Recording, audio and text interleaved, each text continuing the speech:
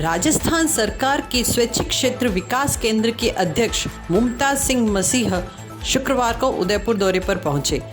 उदयपुर पहुंचने के पूर्व से वे सर्किट हाउस पहुंचे, जहां स्थानीय कांग्रेसी नेताओं और कार्यकर्ताओं ने उनका स्वागत किया। उदयपुर पहुंचने पर मसीह पत्रकार वार्ता के जरिए पत्रकारों से भी मुखातिब हुए और उनके बोर्ड की ओर से किए जाने वाले कार्यों के बारे में जानकारी दी। उन्होंने कहा कि मुख्यमंत्री अशोक गहलोत ने स्वैच्छिक क्षेत्र विकास केंद्र का गठन इसलिए किया है ताकि राज्य की कल्याणकारी योजनाओं को एनजीओ सहित अन्य संस्थाओं के माध्यम से आम जन तक पहुंचाया जा सके, ताकि दूर दराज के गांवों में बैठे लोगों को भी इन योजनाओं का लाभ मिल सके। मसीह ने एनजीओ की ग्रेडिंग की बात की।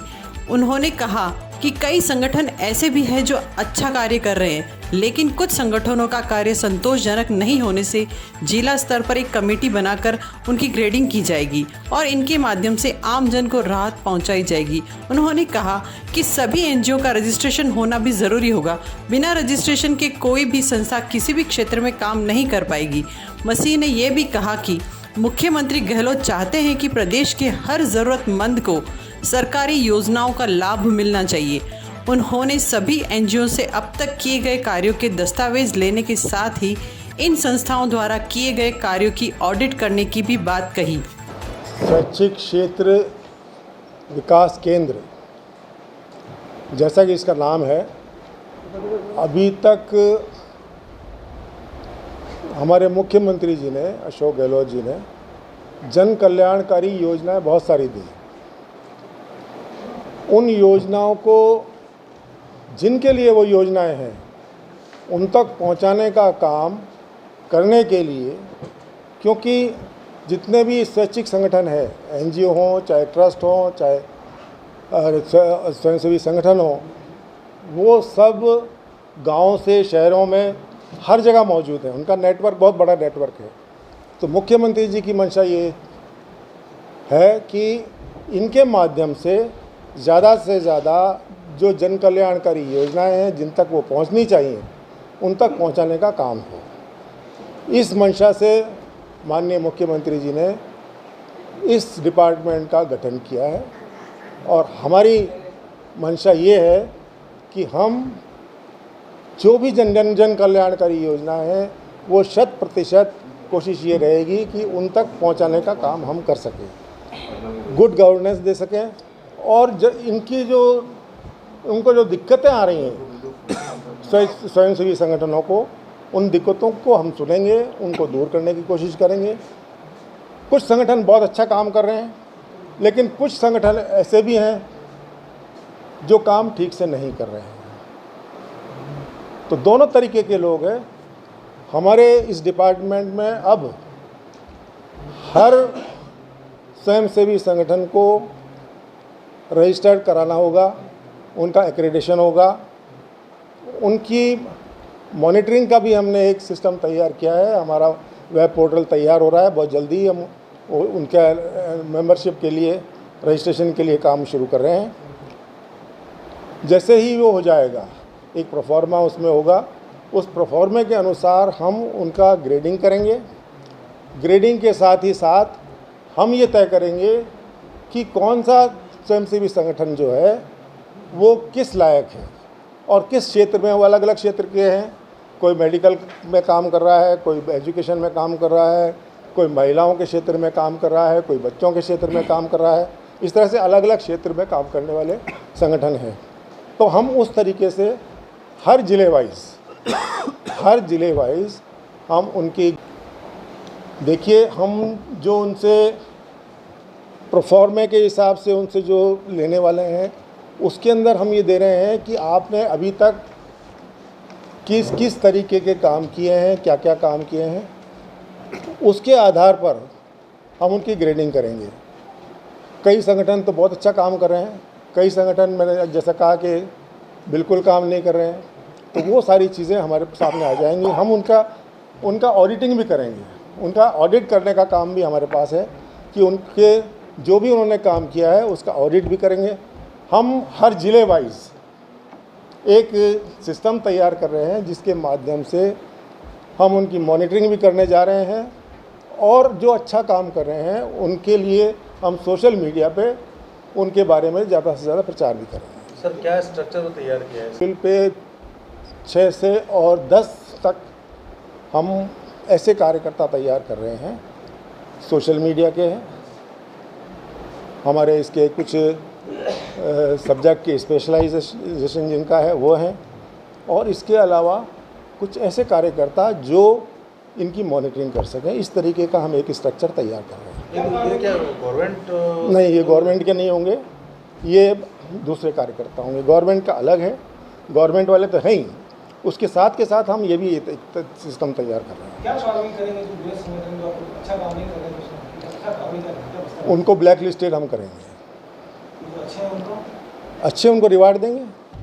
एक सवाल और बनता है सर इसमें कि ऐसी क्या ज़रूरत आन पड़ी कि अचानक स्वयंसेवी संगठनों को पकड़ना पड़ा? मतलब रीज़न क्या है? क्या ऐसी कोई चीज़ सामने आई या फिर उनको रेगुलाइज करने की क्या ज़रूरत पड़ी? फर्स्ट। दूसरा ये है कि जैसे अभी तक वो जो काम कर रहे थे, तो इसको अगर इन पे ये कहें कि इनके गले में अपन हाथ डाल के इनको पकड़ रहे हैं, मतलब इनको नियंत्रित कर रहे हैं, या फिर उनको प्रोत्साहित करने की मतलब अपना वो है? देखिए, ऐसी कोई बात नहीं है जैसा आप कह रहे हैं। एक बात, केंद्रीय सरकार ने नीति आयोग के अंतर्गत इस तरह की एक स्ट्रक्चर तैयार किया है और वो काम कर रहा है। 2015 से कर रहा है सर, 2015 से वो कर रहा है, और राजस्थान में पहली बार ये काम करा। पिछली बार भी मुख्यमंत्री जी ने बनाया था, लेकिन वो कुछ काम नहीं कर पाया क्योंकि लास्ट में बना था, बहुत मुश्किल से 6 महीने का था पीरियड उसका, और नई सरकार जब आई तो उसने उसको डिसॉल्व कर दिया।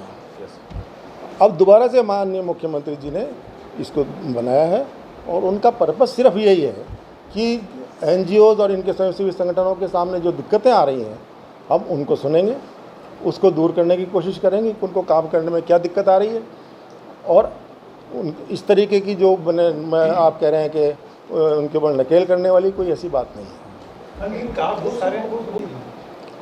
देखिए, सरकार की जो योजनाएं हैं जन कल्याणकारी, उन योजनाओं में कई योजनाओं में सरकार की तरफ से उनको फंड भी मिलता है। इसके अलावा कुछ ऐसे संगठन भी हैं जो फंड देते हैं, ट्रस्ट है वो फंड देते हैं। इस तरीके के उनके पास फंड आता है अलग अलग, उसकी भी सारी मॉनिटरिंग हम करेंगे और उसकी ऑडिटिंग भी हम करेंगे। जैसा आपने बताया कि जो अच्छा काम करेंगे उनको रिवार्ड देंगे और जो गलत काम करेंगे उनको ब्लैकलिस्टेड कर देंगे, तो इनको चिन्हित आप कैसे करेंगे? क्योंकि उनके रजिस्टर में तो उनके सारे काम अच्छे ही हो रहे हैं। वही मैंने बताया ना कि हम एक सिस्टम ऐसा तैयार कर रहे हैं जो उनकी मॉनिटरिंग भी करेगा, वो जो हमारे को वो अपनी रिपोर्ट देंगे, उस रिपोर्ट की जांच भी करेगा। तो ये सारी चीज़ें मिला के हम उसकी सारी वो करेंगे ऑडिट से। अभी तो ये शुरुआत ही है, अभी हमने रजिस्ट्रेशन करना शुरू नहीं किया है। अब रजिस्ट्रेशन करना अगले महीने से हम शुरू कर देंगे, और रजिस्ट्रेशन होने के बाद हमारे पास जो उनके जो फॉर्म आएंगे उसके बाद हम देखेंगे कि अभी 4 बजे हमने जो मेडिकल क्षेत्र में काम कर रहे हैं यहाँ पर जब उदयपुर में, उनकी एक मीटिंग रखी है, उनसे हम संवाद कर रहे हैं, और उनकी जो शिकायतें हैं या उनकी जो दिक्कतें आ रही हैं वो हम सुनेंगे, और हमारी जो बात है वो उनके तक पहुँचाएंगे। सबसे बड़ा है कि उदयपुर के आदिवासी इलाकों की बात करें तो बहुत सारे एनजीओ वहाँ पे काम और कई फंडिंग उनके पास आ रही है। अगर वो सारे उनकी फंडिंग अगर धरातल पे लगती तो शायद आज आदिवासी इलाके की तस्वीर ही अलग होती, लेकिन बावजूद उसके आदिवासी इलाकों में के नाम से पैसे आ गए, उनकी स्थिति वैसी ही है। तो ये तो साफ ही दिखता है ना, क्योंकि कागज़ तो उनके एकदम डॉक्यूमेंट पूरे होंगे, ऑडिट में भी नहीं पकड़ पाएंगे। ऐसे एनजीओ के लिए क्या करेंगे जो कि वही मैं बता रहा हूँ ना, इसी के लिए ये एक ऐसा संगठन तैयार किया गया है कि वो उनकी मॉनिटरिंग भी करेगा, उनके जो फंड आ रहे हैं उनको भी चेक करेगा, उनकी ऑडिटिंग भी करेगा। तो ये सारी चीज़ें करने के लिए एक छाते के नीचे सारी चीज़ उनको एनजीओज़ को लाया जा रहा है, और उनके लिए भी अच्छा है, और जिनके लिए वो पैसा खर्च होना चाहिए उनके लिए भी अच्छा है। डिस्ट्रिक्ट लेवल पर जो अध्यक्ष जो कलेक्टर जो है वो अध्यक्ष, सैकड़ों संगठन है, प्रदेश भर में हजारों के संगठन, लाखों हैं लाखों के संगठन। चुनाव में सिर्फ 1.5 साल बढ़ा है, अभी आपकी प्लानिंग ग्राउंड लेवल पे भी नहीं है, तो आप कैसे इसको 1.5 साल करेंगे? आप खुद लाखों संगठन कैसे वो हमारी तैयारी पूरी है। पिछली बार भी जो मेरे को काम मिला था federation of public grievances committee का चेयरमैन मेरे को बनाया था, तब 2 साल ही मिले थे मेरे को। और उस 2 साल के अंदर मैंने 1.25 करोड़ शिकायतों का निवारण किया था और 74% रिड्रेसल रेट थी मेरी। तो काम के मामले में तो मैं रात दिन काम करने वाला हूँ और मेरे को पूरा विश्वास है अपने आप पे कि मैं टाइम से पहले इस काम को पूरा करूँगा। वैसे साहब एक चीज़ और है, वो पॉलिटिकली आप जैसे कांग्रेस से जुड़े हुए हैं, तो कांग्रेस ने अभी तक ऐसी बहुत सारी कुर्सियां खाली छोड़ी हैं जो भरनी चाहिए। हालांकि आपके पास यदा कदा वो समाचार या इस तरह के सवाल आते रहते होंगे, क्या रीज़न है सर इस बार? एक तो कोरोना तो मान ही लेते हैं, लेकिन बहुत लंबा हो गया और गैप बहुत ज़्यादा हो गया। नहीं, इसके कई कारण भी रहे हैं। मेन तो कोरोना का रहा, 2 साल तो कोरोना के अंदर ही निकल गए।